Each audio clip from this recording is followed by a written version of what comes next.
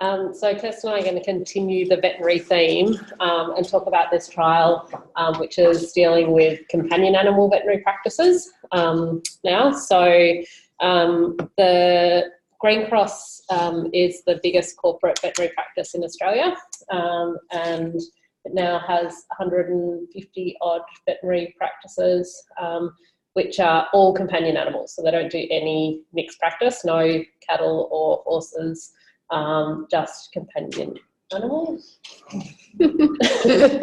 Time's up. Rob, she said something you shouldn't have said. Yeah, that's right. I think I've got controversial yet.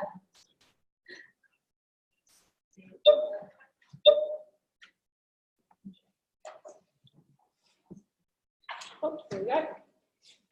1 second, let's see. Yep, here we go. Sorry, what happens is that if no one moves for a while, it just assumes that everyone's left.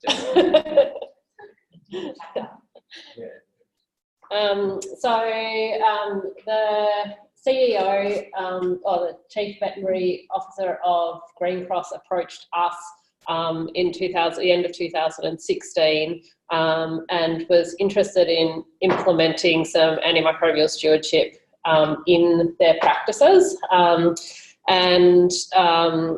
I guess their motivations for doing so is that Green Cross likes to portray themselves as being best practice, as being the highest level of veterinary expertise. And so they saw that, I think, as a marketing strategy of having the stewardship in place. So we thought that this was a pretty golden opportunity to look at antimicrobial stewardship interventions in veterinary practices, which hadn't been looked at to date, although there is some work in Scandinavia at the moment, but the trials there are very different to what we're doing. So we enrolled 147 companion animal practices across all states and territories except the Northern Territory. It's pretty East Coast heavy, I'd have to say. So there's only 7 practices in South Australia and about 15 in Western Australia. So predominantly it's Queensland, the ACT, New South Wales and Victoria. And we designed 3 levels of antimicrobial stewardship. So this started out, the idea was that it would be a randomised control trial. It very quickly became unrandomised when our colleagues from Green Cross informed us that some interventions just were not appropriate in some practices. And so it became unrandomised and now it's kind of morphed again, but we'll talk about that a bit later. So there's 3 levels. The first one is very basic. So we designed a prescribing guideline poster, which I'll show you on the next slide. And we designed and put together some webinars using experts from across the globe. So they were international experts in their fields, and these were the 7 webinars that we've run over the last 12 months. And so they were very kind of scenario-based webinars rather than kind of stewardshipy kind of things. So this is the resources that we developed. So there's a guideline poster that we've asked the practices to put up in their pharmacies, and also this traffic light system, which all of these resources were developed in collaboration with Agriculture Victoria, which has been very active in this space. So they've paid for the printing of the resources in many of these scenarios. So the second level has an antimicrobial stewardship champion appointed in their practice. They have a traffic light system implemented with some sort of physical display of those colours in their drug room or on the actual bottles of antimicrobials on the shelf. They have some diagnostic testing guidelines and they talk about stewardship in their staff induction policy. And then the third level is even more intensive. So they develop, on that poster, there's room for them to write in their own local prescribing policies. So they have to fill that out. We developed a resistance surveillance tool and we asked them not just to have a traffic light system, but to lock away the red antimicrobial, so the third tier or the high importance rated would get locked away with their S8s. We asked them to do some audit and feedback, and we developed a delayed prescribing brochure for use by those practices. So the aims of the project are to determine what is implementable, what works and what's acceptable, was kind of our the aims from the outset. So we had a pretty mishmash starting date. We didn't have a set starting date. We thought we did, but there were some issues where our CEO, who was very keen, promptly resigned at the month that we were implementing the program. The company was bought by another company. There was a whole bunch of shuffling of all of the management positions at the top level, and the program became much less important, unfortunately. So where it was supposed to really roll out in October last year, most of the practices really didn't start until sometime between March and June this year. We have recently attended all of the team leader meetings, so one practice representative from each team, and we presented them some data like this. So this is antibiotic use over 3 years across the whole Green Cross practice. This is just gross numbers, it's not rates of use, so there's no denominator over here.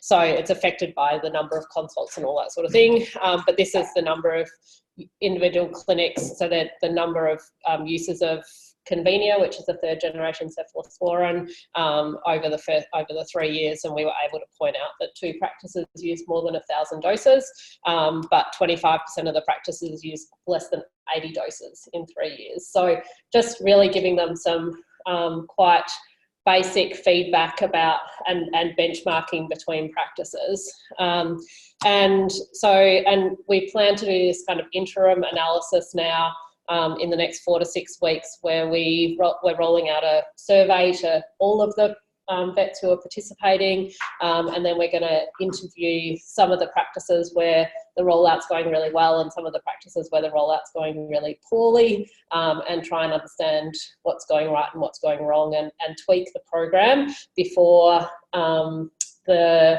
busy time, which is over summer in veterinary practices, and then reevaluate kind of in the middle of the next year when it's had a 12-month go at it. So our key stakeholders, our Chief Veterinary Officer, sadly, Rachel Che, is no longer, and we had an interim Chief Veterinary Officer who will now be replaced by her replacement in December this year.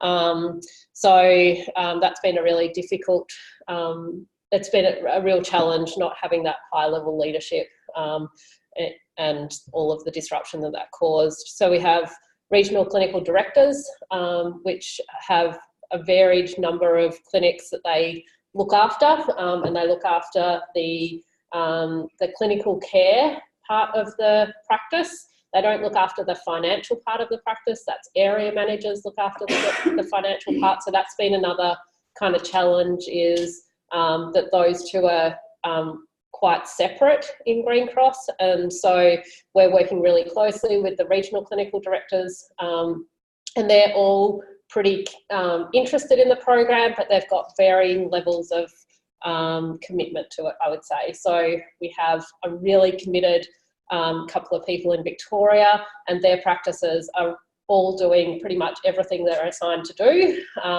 and we've got other regional clinical directors who I still think it's important and keen, but aren't really badgering their practices or aren't following up.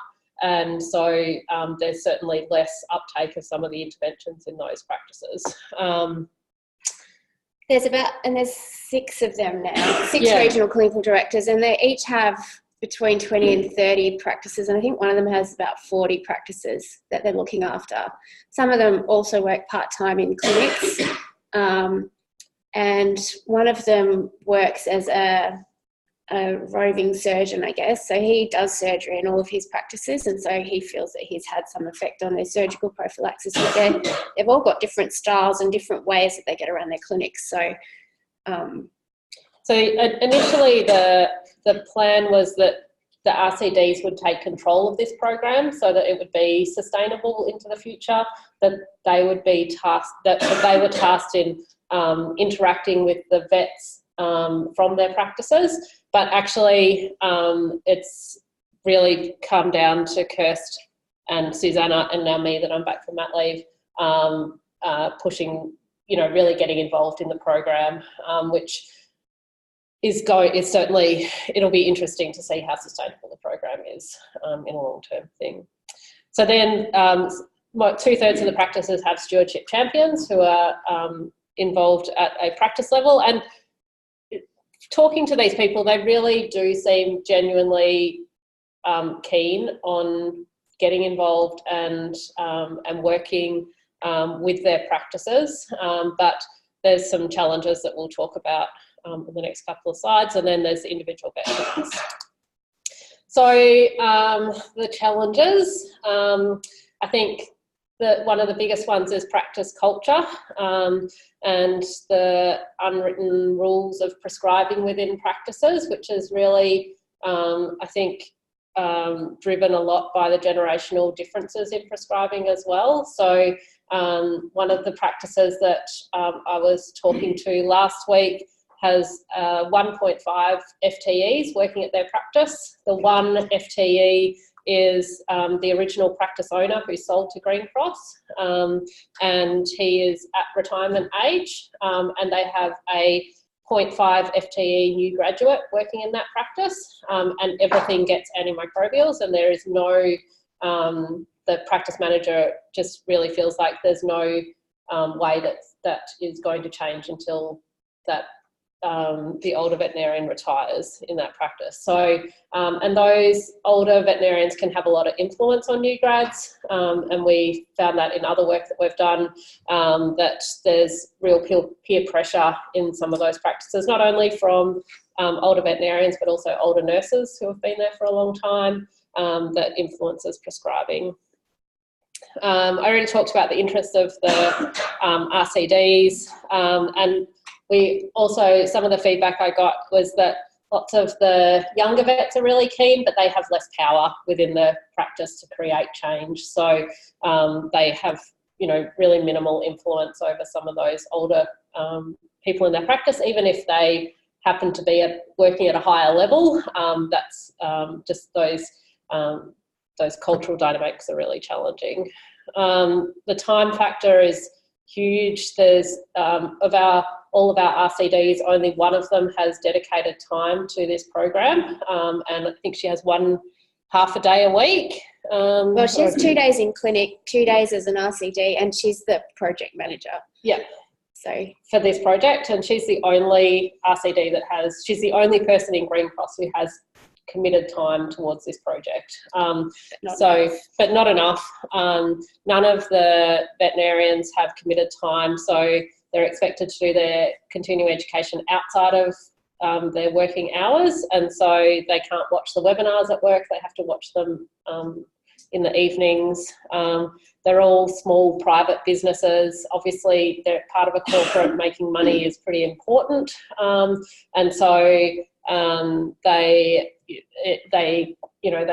can't / won't set aside half an hour or of consultation time for this project. Are vets required to do any continuing and professional education? Yep, so it's state by state. The legislation is state by state, but in most states there is a requirement to do continuing education. It's self-audited, and as far as I know, unless you're called up in front of the board to answer a case, nobody is going to check up that you've done your continuing education. But in general, vets are looking for cheap / free continuing education to do, and these were free, the webinars. So, but the requirements for the CPD are a certain number of unstructured hours, which might be reading versus structured hours, attending conference. There's no stipulation around what sort of areas it has to be in. Yeah. So yes, it has been discussed at the ABA conference, and we've thought it would be great if the boards would enforce that you had to do AMS CPD, but that would require legislation changes, and well, legislation they is don't state happen by state, quickly. So. The funding is an issue, so Green Cross is putting no funding towards this project except time. And certainly I think we don't know that fear of reduced drug sales might be affecting profitability, but in general, vet practices make most of their profit from drug sales, and so it certainly could be something that is feeding in, and something that we try to evaluate in the work that we do, although it's very difficult to evaluate that. We will evaluate the overall effect of the program on the business's profitability. So Green Cross have agreed to give us that data, so we'll know if their profitability goes down, and we'll be able to look at the different levels for that. So yeah, funding is, and lack of financial incentives to do anything is a huge issue, not only in the livestock sector, but in the companion animal sector. And then lack of data. So there's no really good data on drug dosing. There's no data on for making really good evidence-based guidelines in most of the sectors. There's no data for making guidelines for duration. There's no data on pharmacology in sick animals. It's all in healthy animals. And at the moment, there's no data for comparing between practices, although we do have that data, and we are working on benchmarking the practices and providing that in our app back to the practices so they can compare themselves on an FTE basis to each other. But it's all very difficult. And this is just the checklist that we're asking the practices to fill out and get back to us, so that we can keep track of what's going on, and getting data back is also a little bit challenging. Mm-hmm. So I think one of the other, I don't know if it's a gap or an issue, is just having that one-to-one contact, us being able to contact the individuals involved in the program. We've sort of been removed by, well, the CVO was leaving, and so there was a lack of response to anything. And then there's the project manager, who's obviously very time poor. And so all our messages have had to be relayed through those people. So the fact that we can't even get messages back from them suggests that our message isn't getting through to the people it needs to. And so now we're taking a more direct approach with the stewardship champions themselves, and we've got to meet some of the area managers and some of the practice managers, and identified some additional staff that may be a bit better able to interact and help implement things. Yeah, but I think it just really reflects on talking about scale up. If we're going to scale this up, then there needs to be funding for people like us to, train and audit, to do this as a job, not as a research project. So, because without that, this is a corporate where there is leadership from above, but in general, veterinary practices in Australia, obviously there is no outside forces, and so we really need a lot of, I think what we've discovered already is you need a lot of contact with the practices, and they need a lot of support. Why did the company agree to this project in the first place? What were going to be the tangibles? So for them, I think it is a marketing, so that they can market themselves as being best practice and being responsible. That's where they want to put themselves in the marketplace, is at the high end of veterinary care. So supporting a project like this was going to allow them to sort of give themselves the ticket of approval. Correct. Yeah. I think also, they do have a number of other research projects running too, like they have the hand hygiene, some researchers doing hand hygiene. And I think because they are such a big corporate company, there's the ability to write the money spent on that off as research and development So I think that factors in a little bit about why they're keen to do research where perhaps smaller businesses may not be keen to engage with us. So the shopfront vets, so are they employed by the company, or it's a model of? So they're employed by the practice that they work for, but yeah, the practice is owned by the company. But the individual practices they're an individual business unit. They still act as a business unit. I think your team's probably learned some lessons on how to properly set up a project of this magnitude. It can't just be relying on PhD fellows doing part-time. It needs to be resourced appropriately at front. With a project officer that can work with the Green Cross but not relying on somebody who's got one day. Because that will set it up so that if you just don't have the infrastructure in place to do the implementation. I think that's the agreement. And also to move to, it works well as a plan to act. Right? You have the staff that didn't quite work out, we're re-evaluating, we've looked at some metrics like some injectables that, use some targets like the oxycodone dogs and injectable peptides. There's some clear targets you can probably find changes in. It doesn't take much for stewardship to show improvement. Yeah. So if you would do it again, starting from the beginning, how would you do it?